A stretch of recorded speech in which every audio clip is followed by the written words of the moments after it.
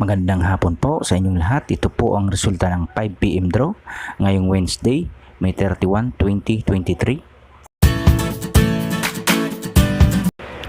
Para sa 2D Lotto, 12, 26 in exact order.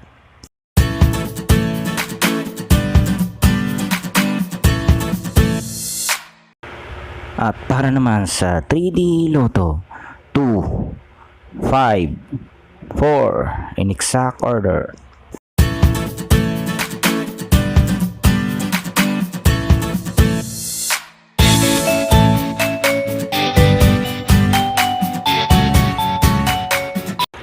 At ito naman po ang mga estimated jackpot price sa mga susunod na Lotto draw.